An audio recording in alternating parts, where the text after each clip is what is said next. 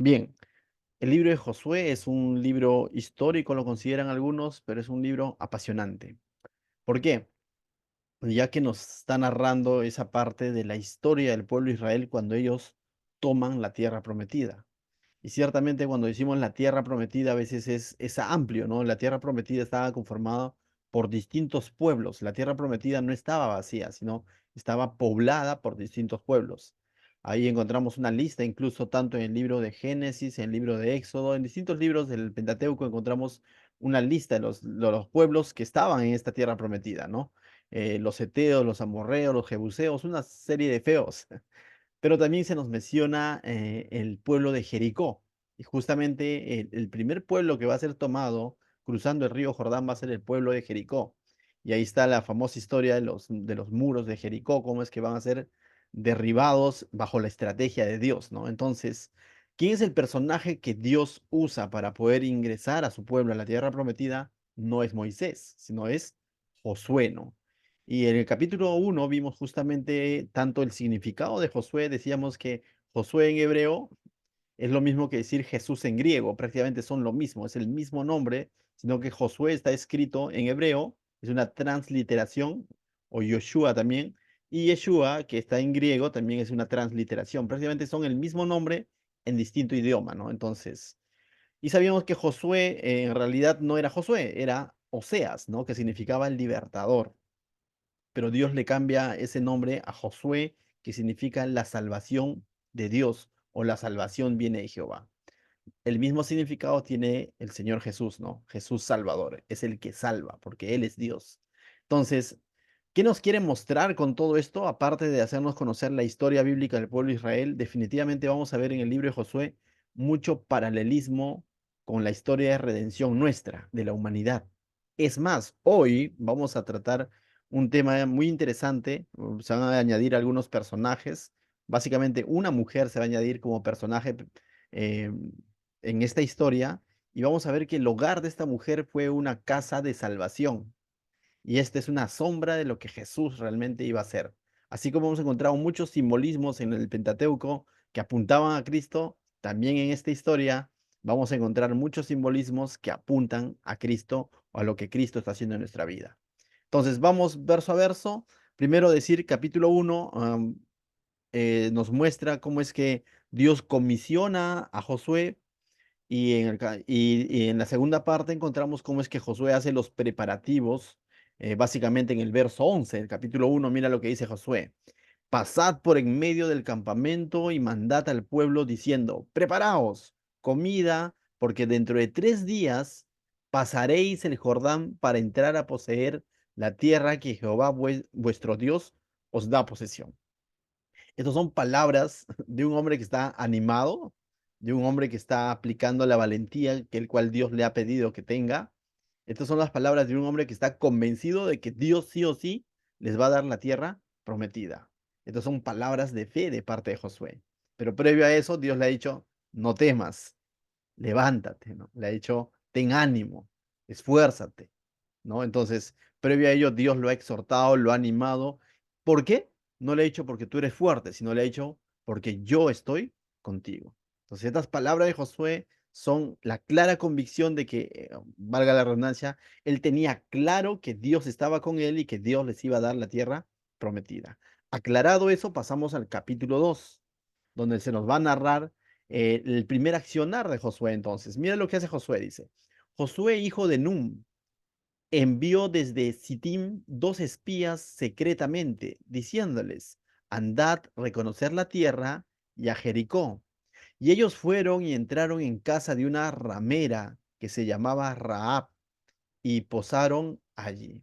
Aquí vamos a ver varios detalles. Uno, mm, primera crítica que se le hizo, ¿no? De pronto, al no conocer el contexto, la primera crítica que podríamos hacer sería, este Josué no ha aprendido, ¿no?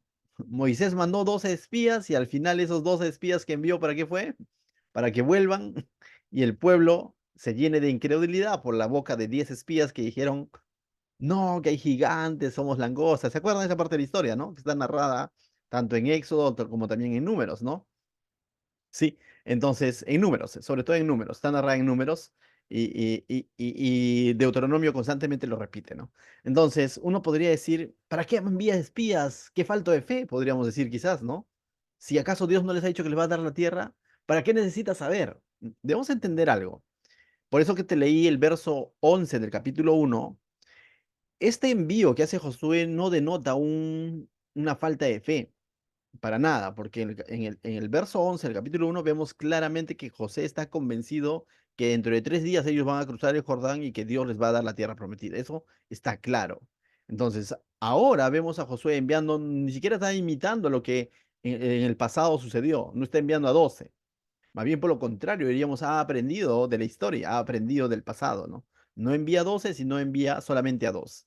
Algunos incluso se atreven a pensar o a decir que podría haber sido Caleb, uno de los testigos, y el otro Eleazar, el hijo del sacerdote Aarón, que ya había muerto, ¿no? Que ya no estaba vivo, Eleazar, su sucesor. Algunos dicen pudieron haber sido ellos dos.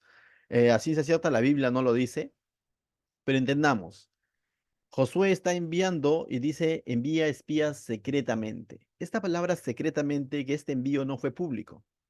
Es más, o sea, de por sí, ¿no? O sea, cuando la Biblia dice que envía espías secretamente, esta misma referencia no se hace cuando Moisés envió secretamente. Entonces, este secretamente no aplica al pueblo de Jericó, que el pueblo de Jericó no tiene que saber, no, sino el mismo pueblo de Israel no sabía, solo lo sabía Josué.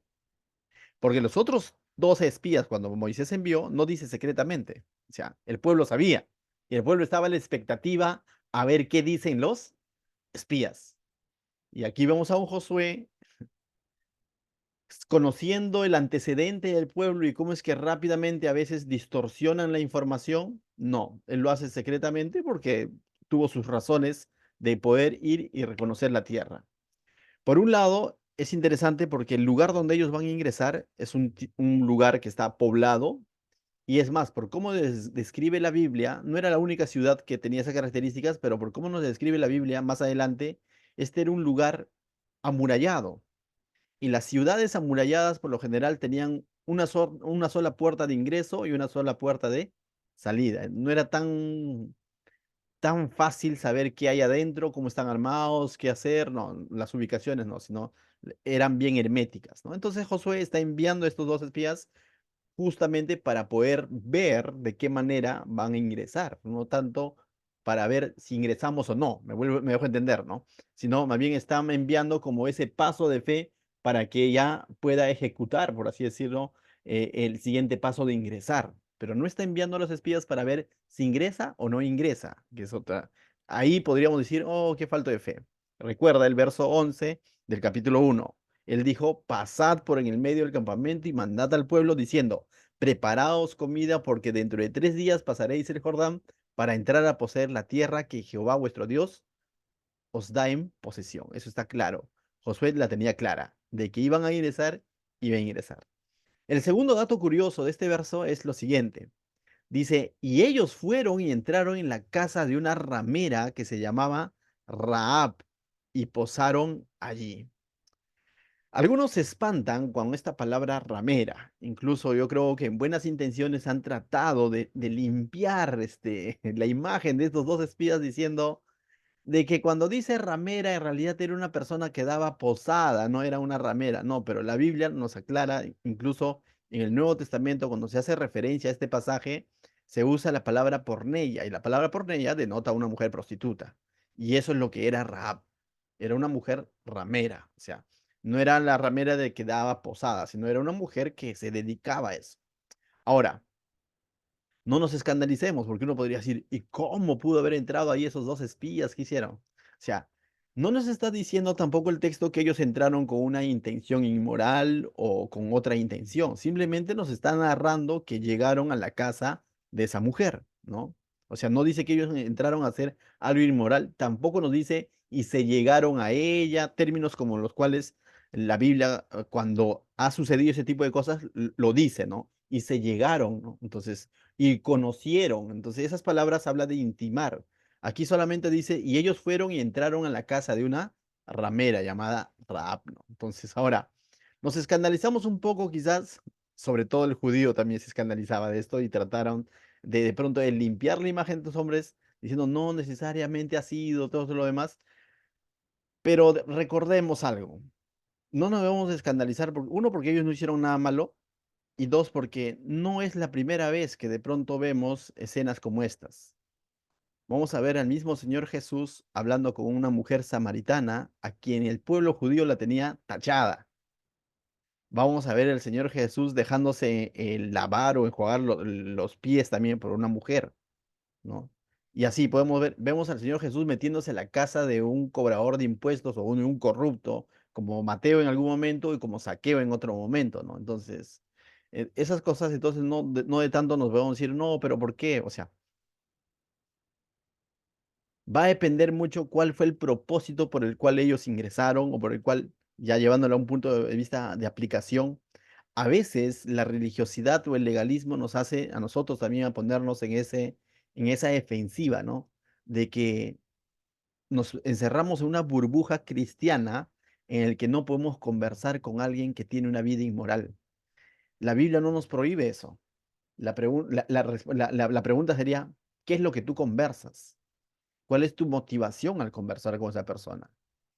Oye, mira, el pastor está conversando con el borracho. No, no tiene nada de malo. ¿Qué es lo que yo converso con el borracho? ¿Comparto sus chistes en doble sentido? ¿Me río de sus chistes? Entonces no tiene ningún propósito mi conversación. Pero si es para hablarle y testificarle de Cristo, está bien, Dios nos ha llamado a eso. ¿Me dejo entender?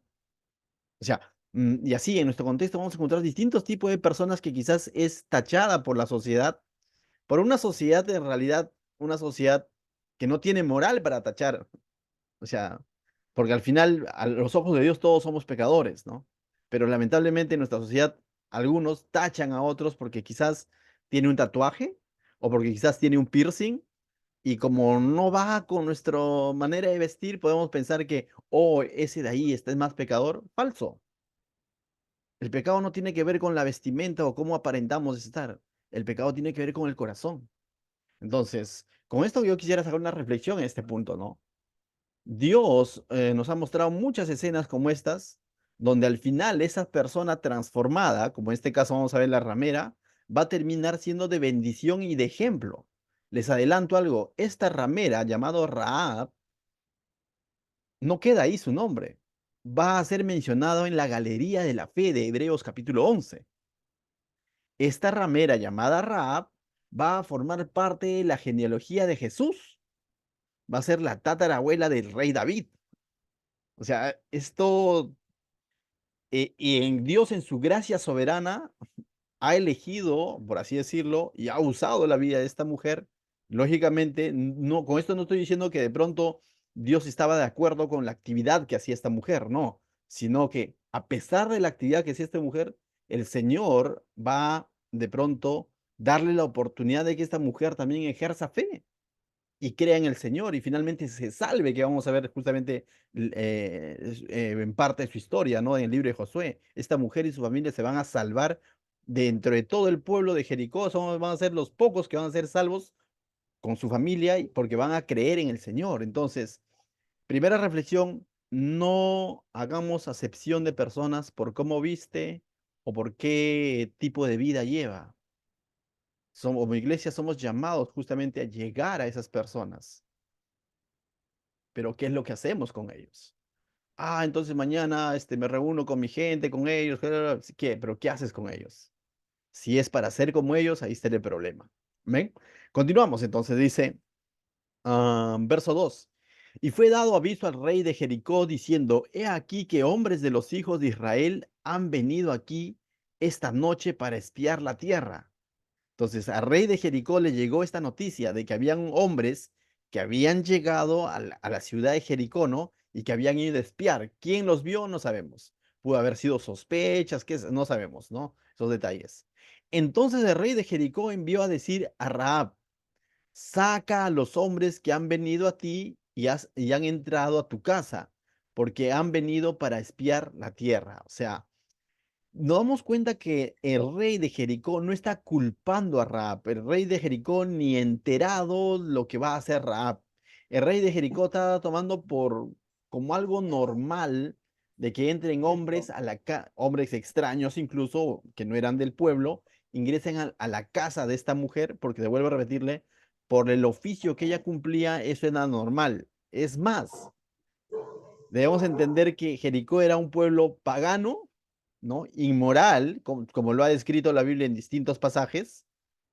O sea, era un pueblo pagano y moral donde no se estaban escandalizando por la actividad que hacía Raab, sino lo único que están diciendo, oye, han entrado a tu negocio, por así vamos a llamarlo, han entrado a tu negocio unos hombres, pero sabes, esos hombres son espías, así que sácalos, ¿no? Ese es lo que está sucediendo, ¿no? Pero la mujer había tomado a los dos hombres y los había, ¿qué dice? Escondido. Y dijo, es verdad que unos hombres vinieron a mí, pero no supe de dónde eran. Y cuando se iba a cerrar la puerta, siendo ya oscuro, esos hombres se salieron, dice. Y no sé a dónde han ido, dice, seguidos a prisa, y los alcanzaréis. Entonces dice, es interesante este dato, ¿no? Ella definitivamente está mintiendo, o sea, ese es otro punto, ¿ya? Raab está mintiendo. Ya, y uno dice, uy, es una mentirita piadosa porque estaba de pronto, ¿cómo se llama? Estaba cuidando a los siervos de Jehová. O sea, esto no es no es una, ¿cómo se dice? No es que esto apoye la mentira, sino que está haciendo una narrativa. Era una mujer pagana que va a ejercer fe, no una fe perfecta, pero va a ejercer fe. No nos está diciendo que tenía una vida intachable. Si podríamos de pronto decir que esa mujer en ese instante era una mujer prostituta, mentirosa, pero que finalmente va a terminar ejerciendo fe. O sea, no podemos negar todo lo anterior. ¿Está mintiendo? Sí. O sea, y Dios no es que le está. Ahora, si ella hubiese clamado a Dios por otra respuesta, créeme que Dios le iba a dar una salida, pero no lo hizo, simplemente.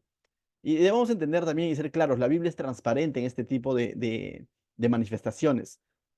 La Biblia nos presenta incluso a mismo Abraham que mintió sobre su esposa, ¿se acuerdan? No, no es mi esposa, es mi hermana, dice. O sea, la Biblia nos dice tal como es, y esa es una prueba de que la Biblia es veraz, no encubre ni siquiera a sus propios siervos de Dios, ¿no? Entonces, dice las cosas como son. Nos muestra el adulterio de David, por ejemplo. Entonces, no nos podemos rasgar las vestiduras porque de pronto Raab mintió. Tampoco podemos decir, ah, como Raab mintió, igual entonces yo también puedo mentir. O sea, no se trata de eso. Simplemente es parte de la narrativa. Ah, lo que decía es, en el verso 4 dice, es verdad que unos hombres vinieron a mí, pero no supe de dónde eran. Mira, y cuando se iba a cerrar la puerta, siendo ya oscuro, esos hombres se salieron.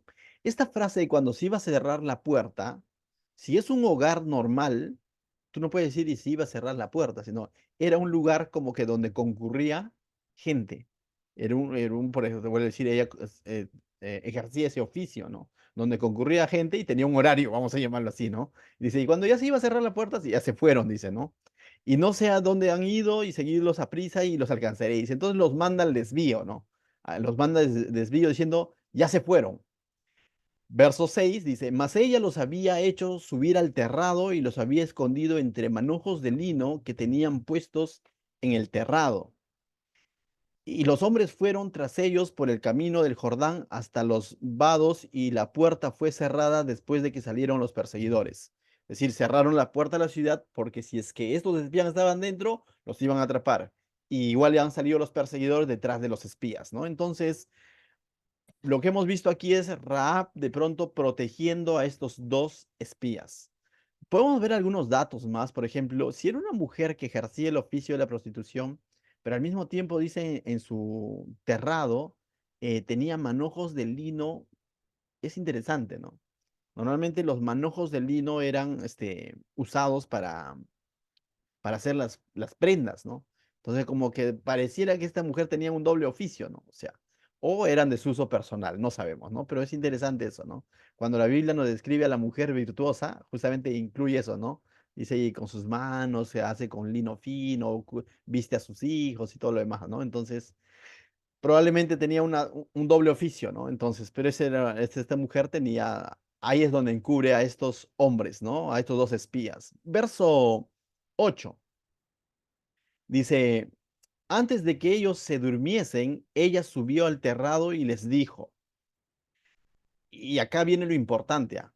Entonces, esta mujer, para poder haber hecho todo esto, ya había escuchado de Dios, y eso es lo que vamos a ver en los siguientes versículos.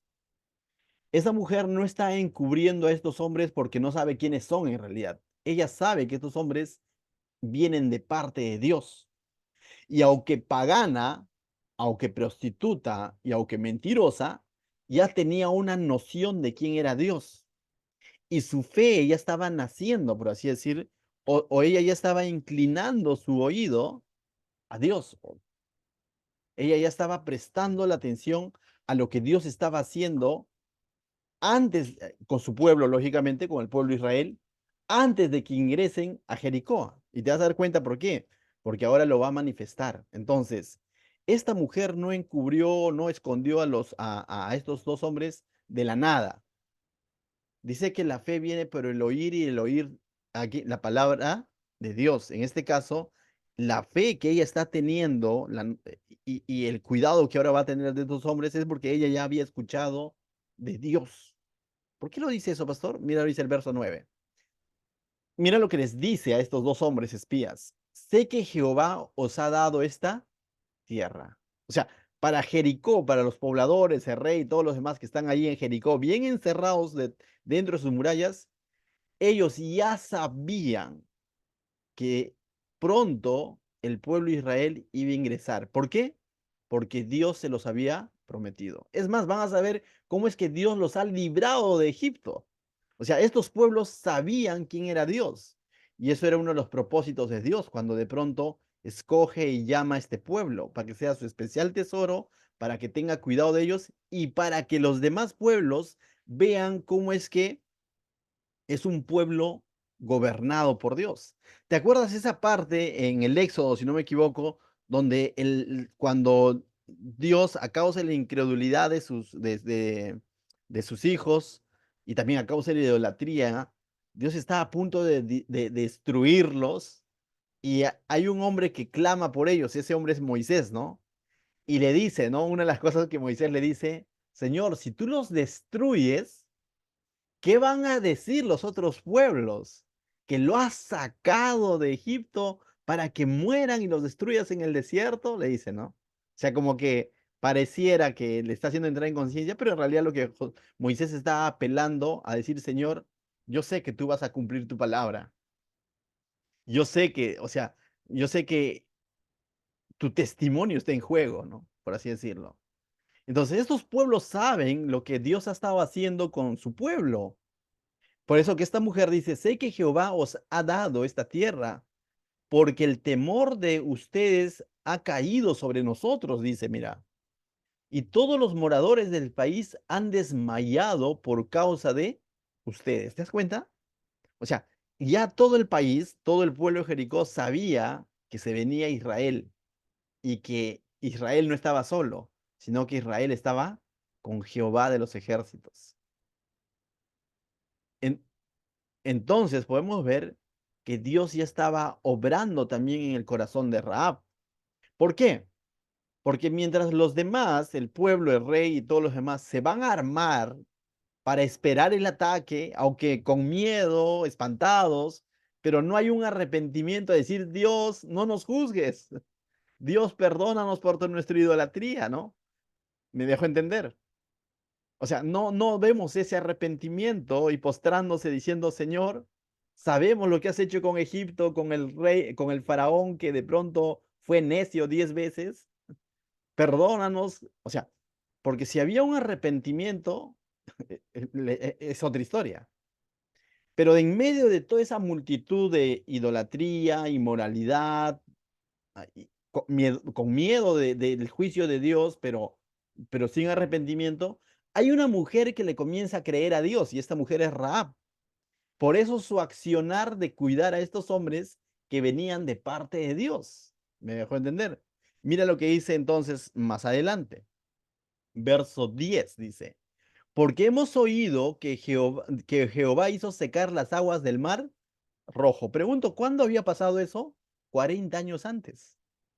Eso sucedió ni bien que Dios sacó a través con Moisés de Egipto. Dice, hizo secar las aguas del Mar Rojo delante de vosotros cuando salisteis de Egipto. Y lo que habíais hecho a los dos reyes de los amorreos, que estaban al otro lado del Jordán.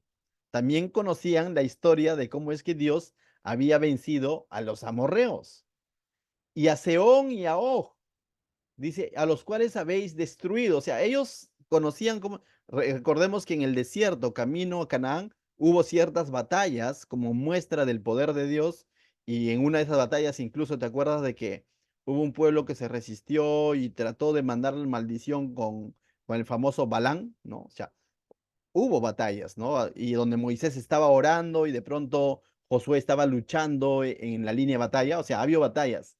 Y estos hombres de Jericó ahora, entonces están enterados de todo, cada una de esas victorias que Dios ha tenido para su pueblo. Y entonces ellos están atemorizados, pero no hay arrepentimiento.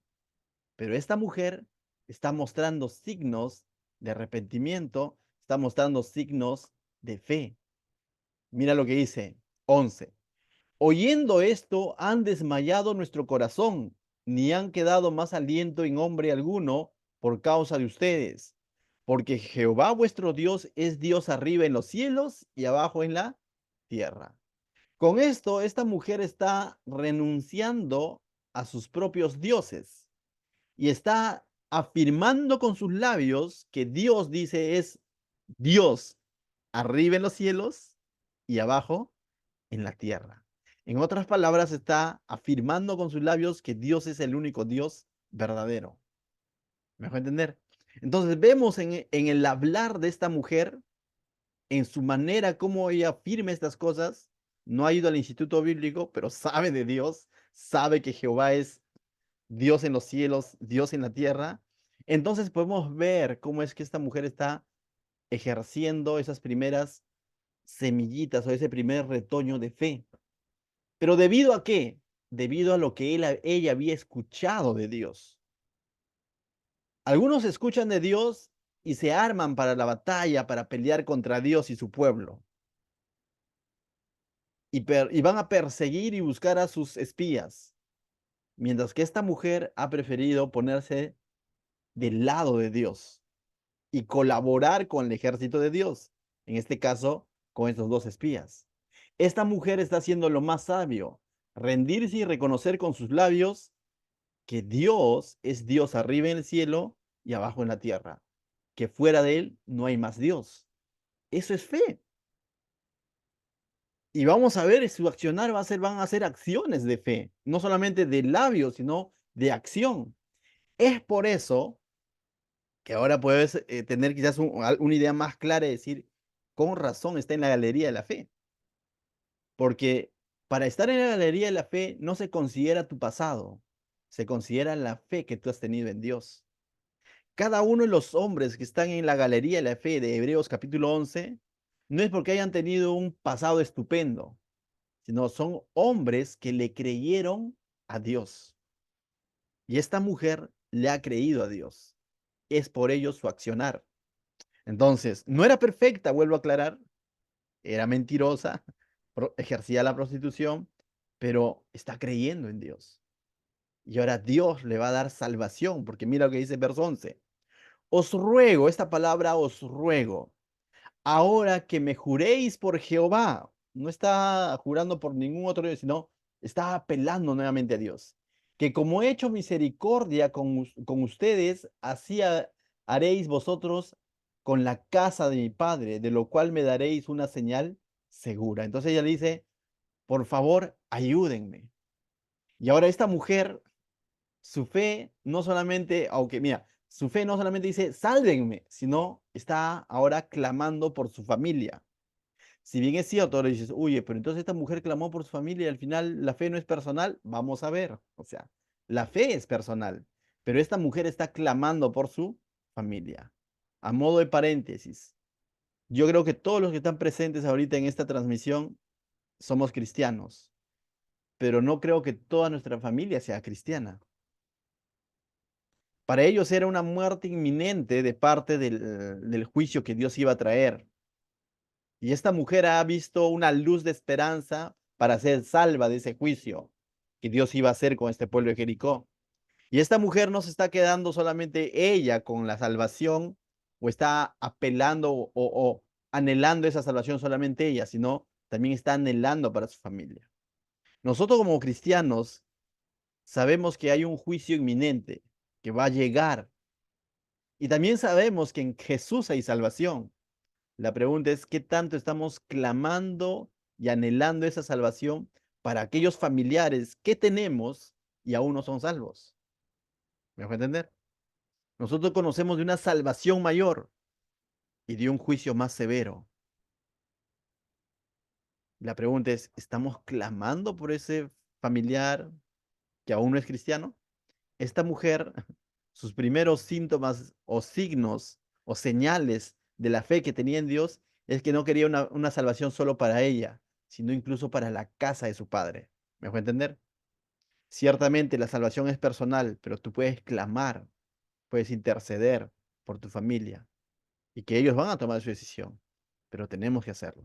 Verso 13 dice, y que salvaréis la vida a mi padre y a mi madre, a mis hermanos y hermanas, y a todos los que es suyo, y que libraréis nuestras vidas de la muerte. Esta mujer sabe de que te viene una. mm, Jericó está, por así decirlo, ya está decretado de que va a haber muerte o vida. O sea, ya lo tiene claro que Dios va a cumplir así como ha obrado con su pueblo en Egipto, en el desierto y ahora en la tierra prometida. Dios va a traer juicio a este lugar. Y esta mujer está clamando por salvación y está clamando ser librada de la muerte. Entonces lo tiene claro y sabe que el único que puede hacer eso es Dios y que ahora tiene a los siervos de Dios frente a ella y les está diciendo, ¿no? Ayúdenme. Porque técnicamente cuando ahora Josué más adelante ingresa a la tierra prometida y te adelanto la historia y se salva en la casa de esta mujer, técnicamente para ella es como que Josué, ¿qué significa Josué? La salvación viene de Jehová. Ese Josué que va a tener juicio a toda esta sociedad inmoral, a esa sociedad idólatra y va a haber muerte en ese lugar, de la misma manera para nosotros. Jesús nos trae salvación porque la salvación viene, Él es el Salvador, pero también ese mismo Jesús va a venir a juzgar a todo aquel que no ha creído en Él. Y eso es claro en el libro de Apocalipsis. Entonces dice el verso 14, mira lo que respondieron estos espías. Ellos le respondieron, nuestra vida responderá por la vuestra, si no nos denunciareis este asunto nuestro. Y cuando Jehová nos haya dado la tierra, aquí vemos convicción también de parte de los espías, no están haciendo una promesa falsa, sino dice, no dice, si es que nos dan, no dice eso, ¿no? Dice, y cuando Jehová nos haya dado la tierra, no dice, si es que nos da, cumpliremos, no, sino cuando Jehová nos da la tierra, nosotros haremos contigo misericordia y verdad. Eso es misericordia y juicio. Dos cosas que solamente podemos comprender en la cruz de Cristo. Misericordia y juicio. La cruz es eso. Misericordia para todo aquel que ha creído en Él y juicio para todo aquel que no cree en Él. Entonces, los espías también están llenos de fe. Verso 15. Entonces ella los hizo descender con una cuerda por la ventana, porque su casa estaba en el muro de la ciudad y ella vivía en el muro. Y es interesante, ¿no? Esta era una mujer, habían viviendas en el muro, ¿ya? Pero debemos entender un poco la geografía de aquella época. Los que vivían en el muro, por lo general, eran personas de una condición pobre, vamos a llamarlo así. El que menos no vivía era vivir como a las afueras, afuera de la ciudad o en los muros de la ciudad. Eran dos términos o frases que se usaban para decir son personas de bajos recursos. ¿Por qué?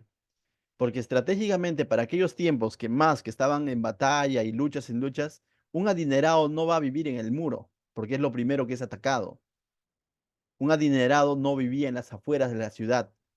En nuestro contexto, quizás para poder entenderlo, lo llaman conos, ¿no? O sea, tú ves un adinerado viviendo en los conos, por lo general no, ¿no?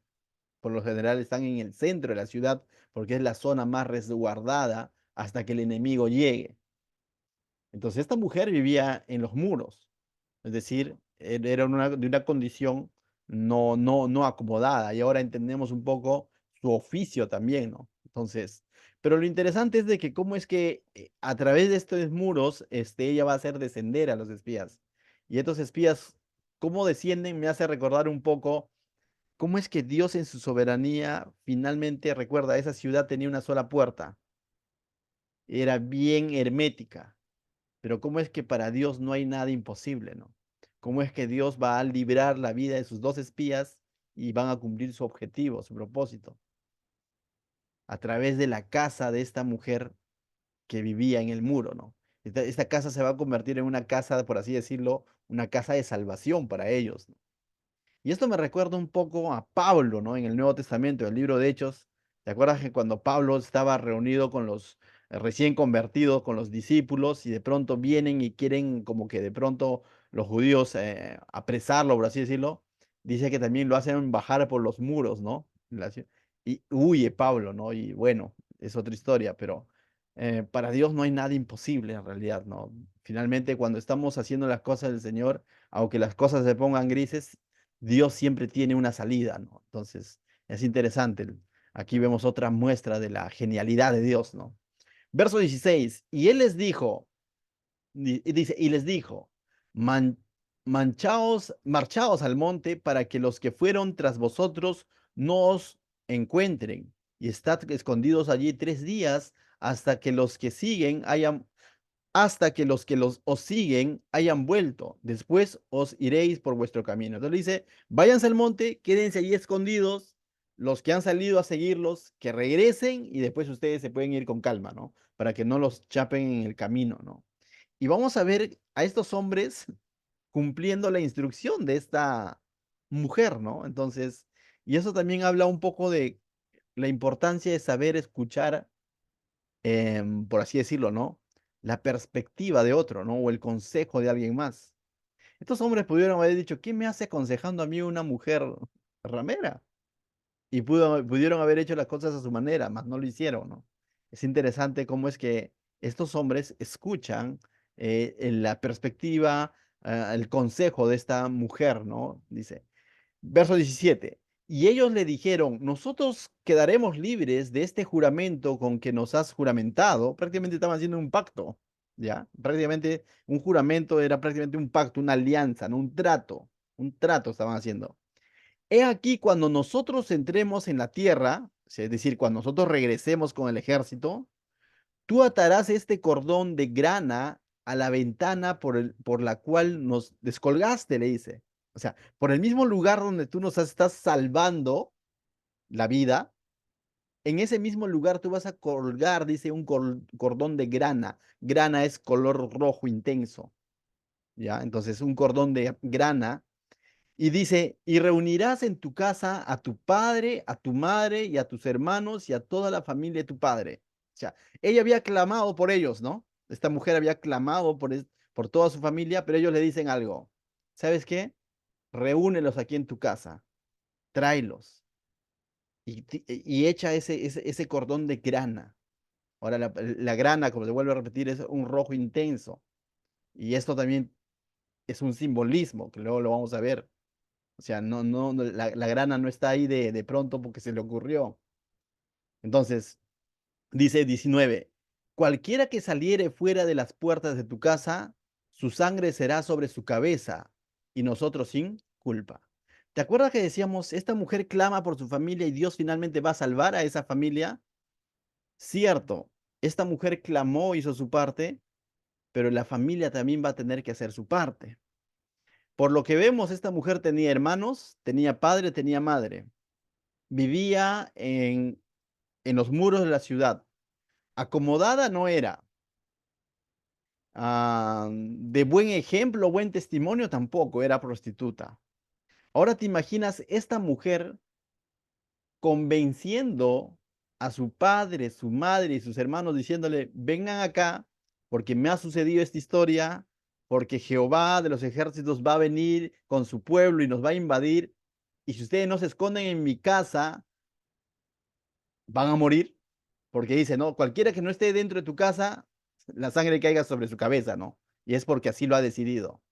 Ahora te imaginas esta familia diciendo, están, por decirte así, están escuchando al hermano o a la hermana más terrible de la familia y les está diciendo, y ellos van a decir, y dame una muestra de por qué va a ser así. Ah, miren, tengo un cordón de grana ahí en la ventana.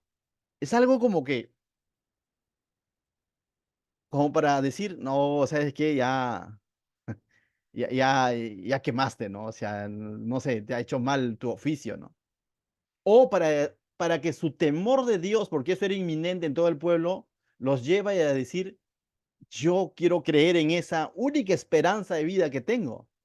Parece una locura, pero yo quiero creerlo y entonces me voy y me meto a tu casa.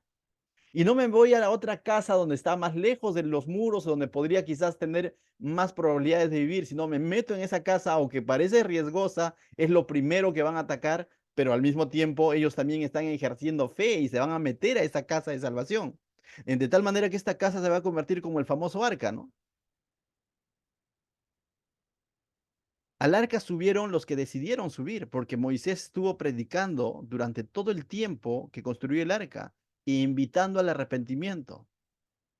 Noé, ¿no? Noé estuvo predicando y invitando al arrepentimiento al pueblo, a los ciudadanos de su época, y no hubo arrepentimiento. Al final entró él y su familia. El arca es un simbolismo de salvación donde Dios ofrece la salvación, pero requiere fe. Esta casa es un símbolo, una sombra de salvación, donde Dios ofrece salvación, pero finalmente requiere fe y esta mujer está teniendo fe y lo está compartiendo con su familia. Y la familia que le creyó se metió a la casa y se salvó, pero la familia que no le creyó no. De la misma manera, tú has obtenido o alcanzado salvación porque has creído de que Jesús fue a la cruz. Y eso es lo que nos podemos decir ahora a nuestra familia. Si alguien te dice, oye, pero quizás no eres el más intelectual de tu familia, quizás no eras el de mejor testimonio en tu familia, o quizás no eras el mayor, quizás eras el menor de toda tu familia, pero Dios te mostró y tuviste fe en Él, creíste en la cruz y ahora tú vas y le dices a tu familia, y tu familia te puede decir, pero ya, ¿qué tengo que hacer? Cree en la cruz. Algunos te dirán, estás loco, pero algunos creerán al Señor. Y eso es lo que está sucediendo con esta mujer, ¿no? Y decía, este cordón de grana es similar a lo que Dios también usó para librar a su pueblo de la muerte. ¿Se acuerdan cuando iba a venir mortandad, cuando ellos estaban en Egipto en la última plaga, la muerte de los primogénitos? ¿Qué les dice? Hasta ese momento ellos todavía no habían sido instruidos en los sacrificios, holocaustos. Por ahí vemos en Abraham algunos como a manera de ofrenda, ¿no? Pero aquí vemos una instrucción clara, ¿no? De que pinten los dinteles de su casa con la sangre del cordero, ¿se acuerdan? Que tenían que sacrificar y todo eso, y se inicia la Pascua cuando ellos estaban en Egipto. Es una locura estar pintando, por ejemplo, los dinteles de tu casa. O sea, es una locura en el buen sentido de decir, tienes que estar lleno de fe para creer en algo así, porque podrías tomar otras medidas quizás más razonables, más lógicas, quizás huir al templo del faraón, ¿no? Y ahí estar seguros, porque ahí tienes su ejército, mejor nos juntamos con ellos. Pueden pasar muchas ideas, pero lo que Dios les dijo a través de Moisés al pueblo que estaba en Egipto, al pueblo de Israel, le dijo, pinten los dinteles de su casa y hoy día habrá gran mortandad. Y ciertamente viene la gran mortandad y todos los que estaban dentro de las casas con los dinteles pintados, con la sangre del cordero, sobreviven y todos los demás primogénitos de los egipcios que no hicieron esto mueren. ¿Y a qué apuntaba esta sangre del cordero, la Pascua? Pablo lo dice claramente, esto apuntaba al sacrificio de Cristo, quien es nuestra verdadera Pascua. Hoy en día nuestros corazones están pintados con la sangre de Cristo, el dintel de nuestros corazones. De la misma manera, esta mujer, al dejar este cordón era un símbolo nada más, una sombra de lo que Cristo iba a hacer con nosotros. Es algo que en la que ella y su familia no iban a hacer nada extraordinario más que creer en esto que está sucediendo. Esa señal, ¿no? Que finalmente apunta a lo que Cristo iba a hacer por la humanidad. Entonces, volviendo al texto, dice el verso 20. Dice 20, y si tú denunciares este nuestro asunto, nosotros quedaremos libres de este tu juramento con que nos has juramentado. Entonces dice, prácticamente hacen un pacto y le dice, ¿no? Entonces, si tú cumples tu palabra y nosotros cumplimos con lo nuestro, todo irá bien, ¿no? Habrá salvación. tanto para ellos como para esta mujer. Eso es lo que han hecho, es un pacto. De la misma manera nosotros dice que en la sangre de Cristo hemos hecho un pacto con Dios, ¿no? Ese pacto ha sido sellado con la sangre de Cristo. ¿Qué es lo que hacemos hoy día nosotros para tener esa esperanza?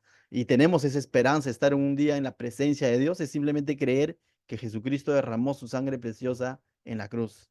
Y cada vez que venga una duda, una desconfianza de eso, anda, ve y mira la cruz, lee tu Biblia y mira la cruz que Cristo ya pagó por cada uno de tus pecados. Y por más que por ahí escuches que va a haber epidemia, guerra, tantas cosas, se va a destruir el mundo, calentamiento global y tanta ciencia que nos puedan meter, que es cierta, que tu esperanza no mengue, sino tú digas, el Señor me ha ofrecido vida eterna y en su presencia.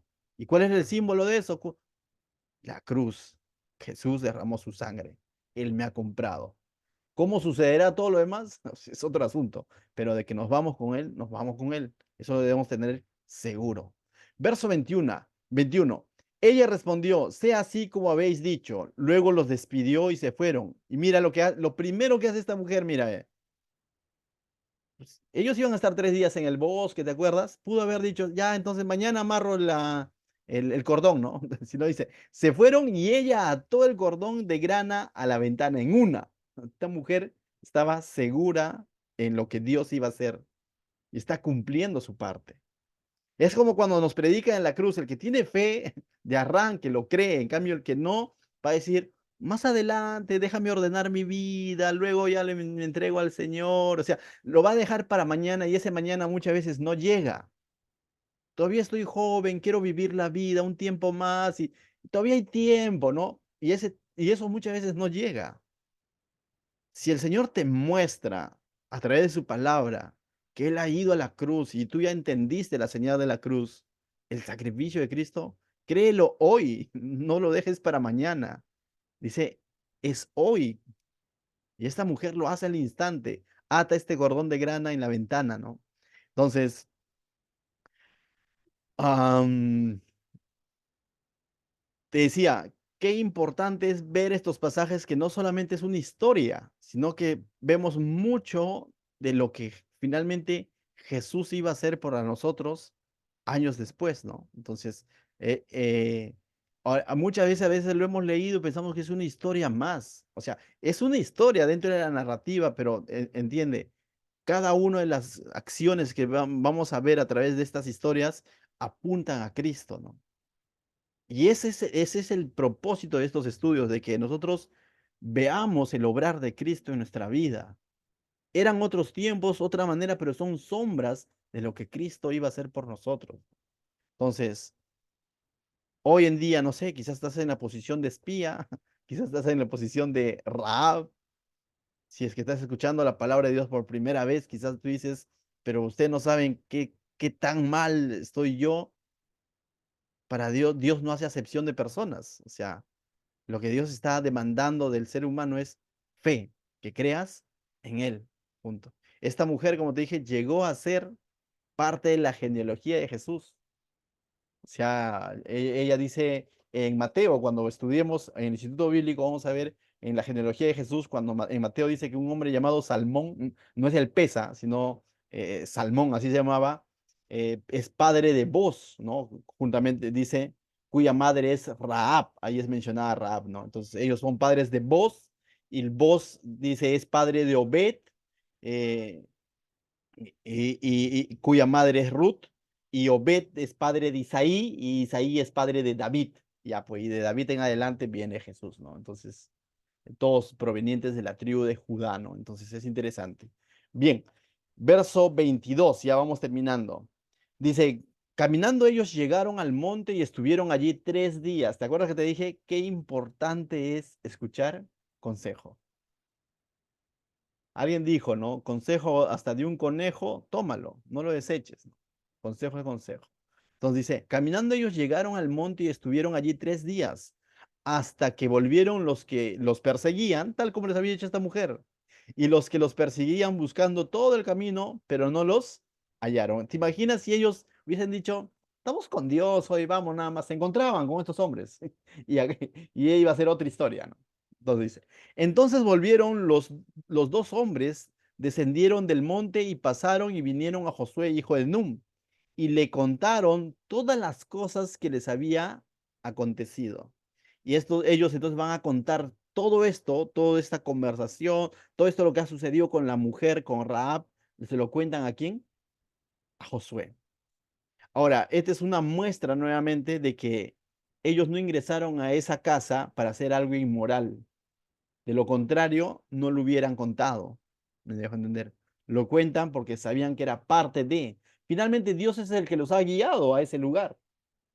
Dios finalmente es el que está orquestando todo esto. Dios, aunque ellos ni lo saben, pero ellos ni siquiera saben que Rahab iba a formar parte de la genealogía de Jesucristo. O sea, me dejo entender. O sea, ellos no saben nada de eso, pero Dios es el que finalmente ha orquestado todo este asunto y ha hecho que ellos lleguen a ese lugar, ¿no? Entonces, a la casa de Rahab, ¿no?